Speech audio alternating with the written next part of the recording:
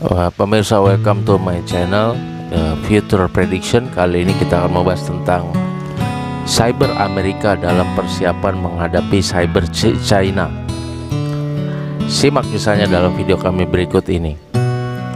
Serangan cyber strategis biasanya menargetkan sumber kekuatan nasional atau masyarakat secara umum.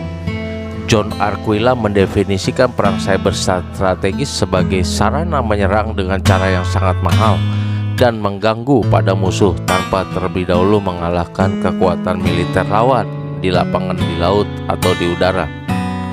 Serangan cyber strategis sering digunakan untuk sebagai kemampuan yang berdiri sendiri yang dapat dieksekusi tanpa memobilisasi kekuatan lain yang lebih konvensional. Serangan cyber di masa damai yang menargetkan fungsi vital suatu negara seperti infrastruktur kritis dapat dimasukkan dalam kategori strategis. Banyak operasi cyber antar negara terjadi di tingkat strategis. Sebagian besar operasi tersebut sengaja didesain tetap di bawah ambang serangan bersenjata untuk menghindari konflik konvensional. Sampai saat ini, tidak ada kasus kampanye perang cyber strategis yang terkoordinasi terhadap negara lain yang mencapai tingkat serangan bersenjata atau dapat dengan mudah diklasifikasikan sebagai perang. Yang paling mirip adalah operasi Nitrozeus yang dirancang oleh Komando Cyber Amerika Serikat melawan Iran yang ditemukan pada tahun 2016. Nitrozeus merupakan alternatif jika pendahulunya operasi Olimpiade yang lebih dikenal sebagai Stuxnet dan upaya diplomatik untuk membatasi program nuklir Iran gagal. Penyerangan sistem pertahanan udara, transportasi, dan komunikasi Iran masuk dalam rencana operasi tersebut. Nitrozeus ini adalah proyek besar yang melibatkan ribuan personil intelijen untuk menempatkan backdoor di jaringan komputer Iran. Seperti halnya Stuxnet, mungkin diperlukan persiapan, pengintaian, simulasi, dan pengujian malware bertahun-tahun dalam rencana operasi ini.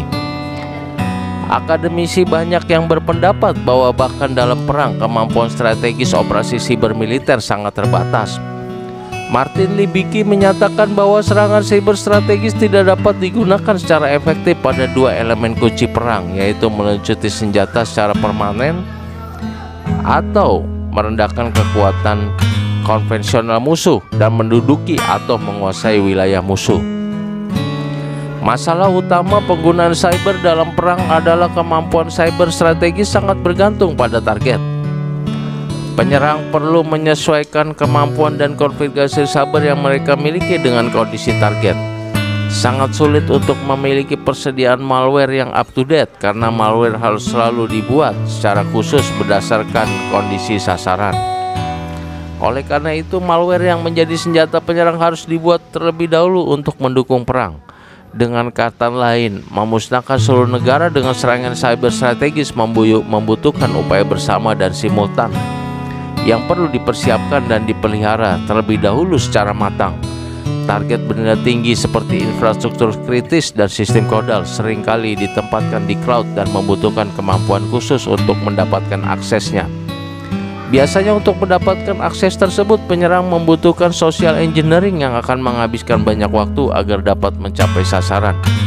Secara keseluruhan, kegiatan tersebut menjadi semakin rumit dan kompleks untuk dapat menjadi sebuah serangan strategis berskala besar yang secara permanen mengganggu negara lain. Serangan cyber strategis mungkin akan bernilai pada tahap awal konflik, misalnya untuk menghasilkan efek kejutan. Semakin lama konflik berlangsung akan membuat kemampuan cyber lawan meningkat dan semakin rendah utilitas operasi cyber yang diharapkan. Demikianlah pemirsa, bahasan kita kali ini tentang persiapan operasi cyber Amerika menghadapi Cina. Terima kasih atas perhatiannya. See you on my next video. Terima kasih.